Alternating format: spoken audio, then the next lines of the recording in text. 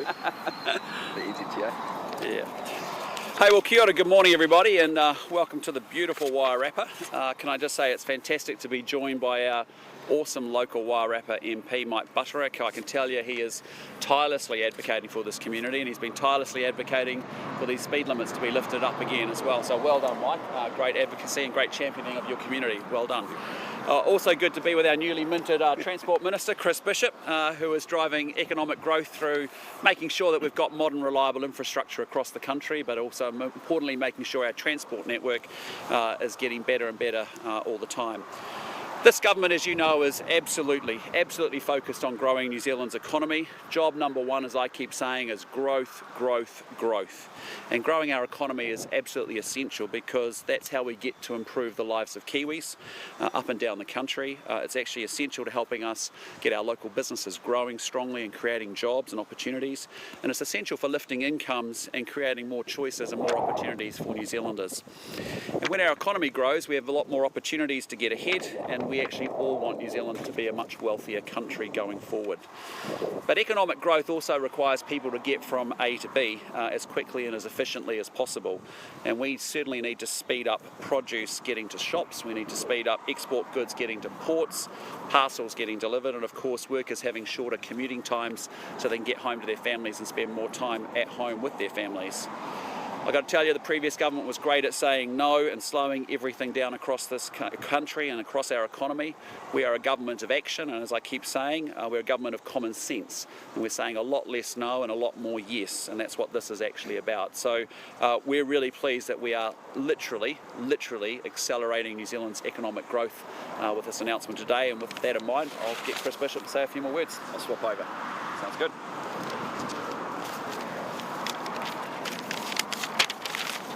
Thank you, Prime Minister. I want to acknowledge Mike, great hard-working local MP. We campaigned on reversing Labour's blanket speed limit reductions around the country, and in government we are getting on with it. It would be great if I could claim credit for this, but I want to acknowledge the hard work of Simeon Brown as the former Transport Minister up until a few days ago. Last September he signed off a new rule, which is the Land Transport Rule Setting of Speed Limits 2024. The rule requires NZTA and local councils to reverse all speed limits lowered since January 2020 on several categories of roads back up to their previous limits by the 1st of July 2025. Now here in the Wairarapa, as I think everyone watching will know, there was massive community opposition to the speed limit reductions, going down from 100 to 80 on long stretches of road. Kieran McAnulty, who was the local MP at the time and actually the Associate Transport Minister, said it couldn't be done. He said he talked to NZTA and it couldn't be done, and it wasn't happening, even though he was a minister in the government and an Associate Transport Minister. He just shrugged and accepted it.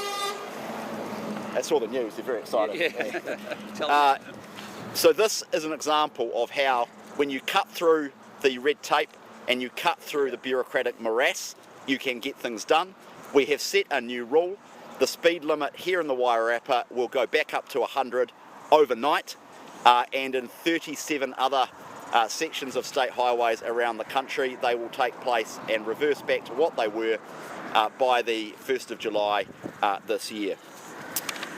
We are also consulting on a further 49 sections of state highway so that local communities can have their say on either keeping their current lower speed limit or returning to their previous higher speed. The consultation on those 49 sections of the state highway network starts tomorrow, will run for 6 weeks.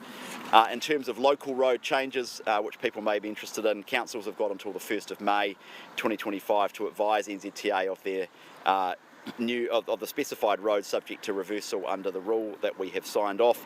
And it's important to note that that rule requires variable speed limits outside schools during pick-up and drop-off times, which again was a campaign commitment, prioritising the safety of Kiwi kids. But today is all about reversing the blanket and untargeted speed limit reductions that we endured under the previous government. We said we would take action. We are delivering on that.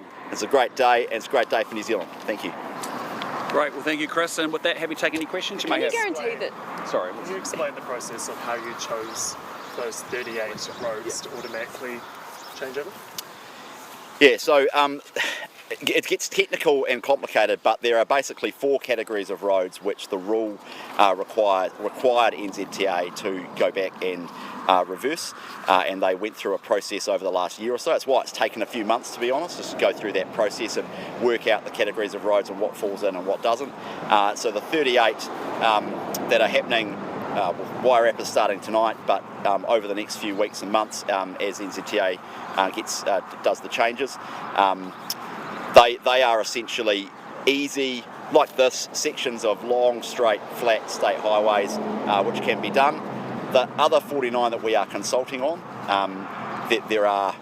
there will be some differing community views around those, and there's an opportunity for the community to have their say, and it may be that there are small sections of those state highways where the level stays the same but the default goes back up, so that's why we're consulting on those further 49. The Coalition promised said you would reverse it where it's safe to do so was safety taken into account during that process? Yes, and it is safe to do these changes. Yeah, so what advice have you received about any potential increase in injuries or deaths as a result of these changes? The number one factor driving deaths on our roads is drugs and alcohol, and that is why this government is doing a number of things, and it's a real focus of our road safety plan.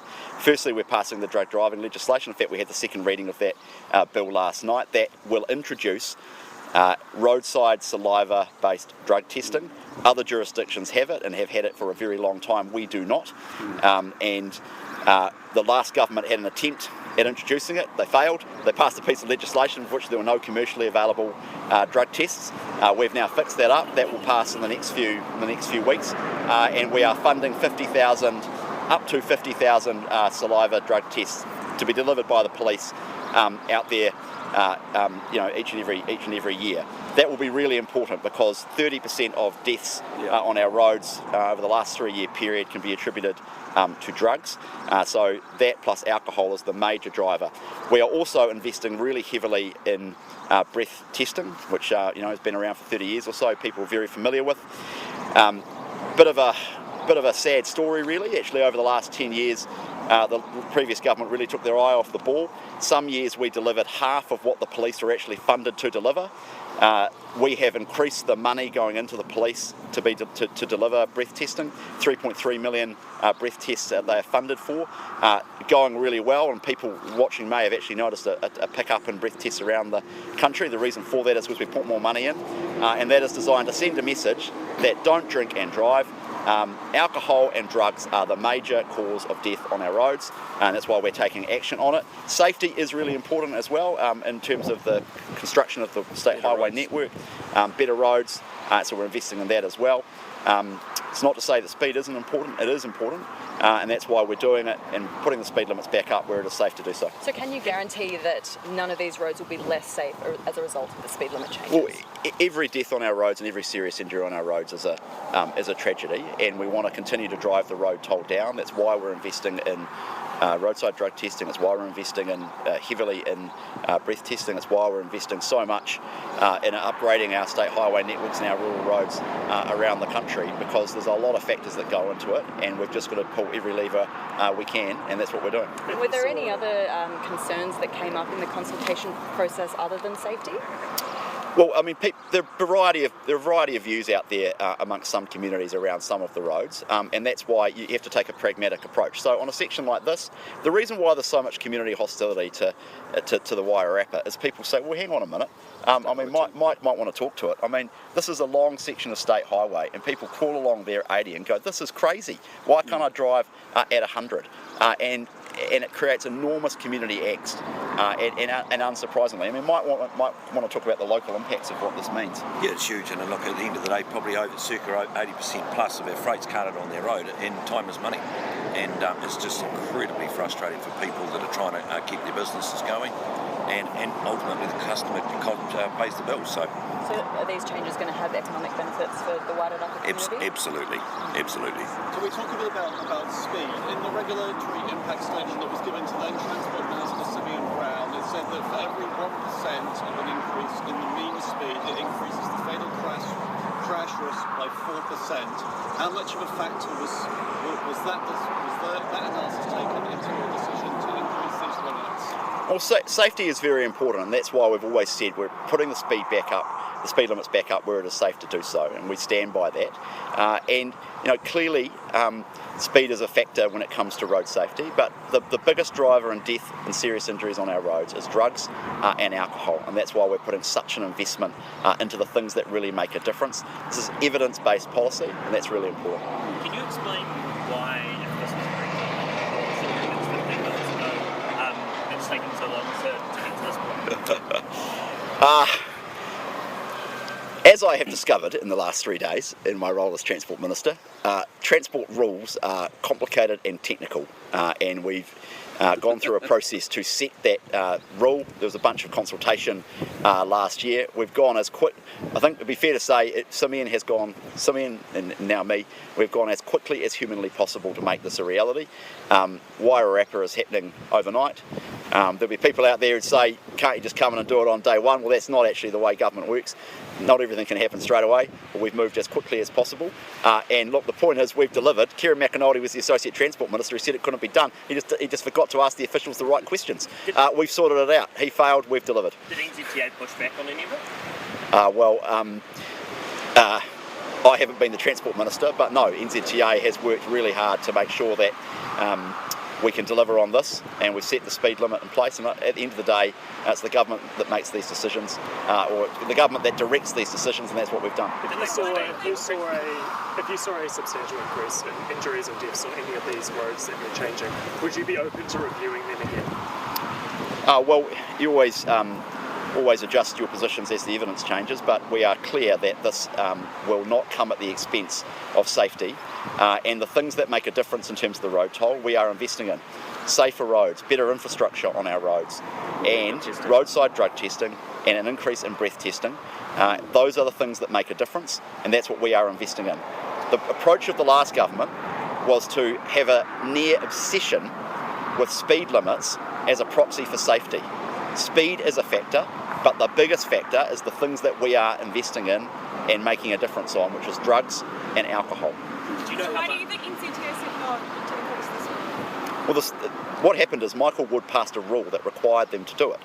So NZTA is like any government agency, is in fact like any New Zealander, they've got to follow the law.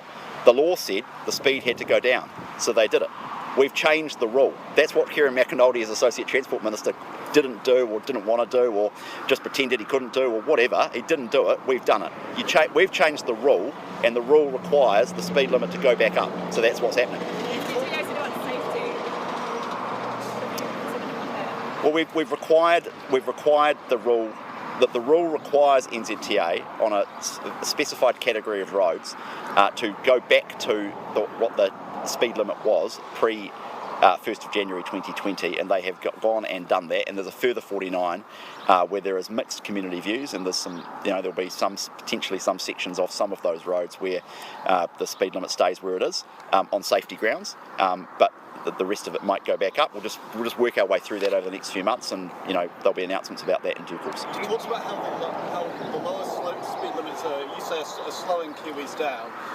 Obviously, a part of that is police issuing speeding tickets, etc. Would you like to see the police slightly relax its attitude to handing out speeding tickets? No, I want to see the police enforce the speed limits that we have, and that's a really important thing, and that's over to them to do. We don't get involved in operational decisions around that.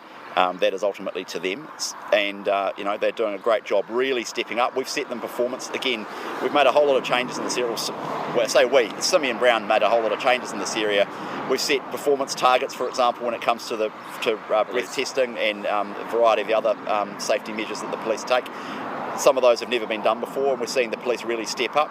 They've had a real focus on breath testing over the last year or so, which is really good to see, because as I say, there were some years over the last decade or so, particularly under the previous government, where they just really took their eye off the ball, and they didn't deliver the breath test they were funded for, which is crazy when you think about it. What do you think will be Kieran McAnulty's reaction to today's announcement? I think publicly he will probably have a swing at us, because I had a swing at him, so fair enough, but privately he'll be very happy about it. Do you Last couple guys. Do you know how much journey times reduces with this change? Yeah, about three. I'm advised about 3 minutes on average across State Highway 2 in the Wairarapa. But you just like that. You just do the math on that, right? That's 3 minutes per vehicle per journey. Extrapolate that over around 10,000 vehicle movements per day. from memory, on these sections of state highway. 80%, around 80% of freight, coming to and from. This is a great agricultural producing area. Just do the math on that; it all adds up. That is productivity and growth, and as the PM said, that's what this government's all about. As you've been saying, this was Simeon Brown's project. Is he disappointed not to be making this announcement today? He's very focused on his new portfolio, but he's been a key instrument and been a great leader actually in driving this initiative, and that's why I want to make sure he gets credit for it, because he's shown great leadership of Ministry of Transport, and that's why we want him now focused on the Ministry of Health. Just cool. On safety, what experts did you consult with prior to making the decision to increase the speed limits in these 38 roads? NZTA will have gone through NZTA are ultimately responsible for that. I haven't consulted experts around it. That's not what ministers do. We campaigned on reversing the speed limit reductions done by the previous government. In fact, all three coalition parties did. We have moved as quickly as possible to do that, and we're doing it. Okay, thanks team. Thanks. Have a good day.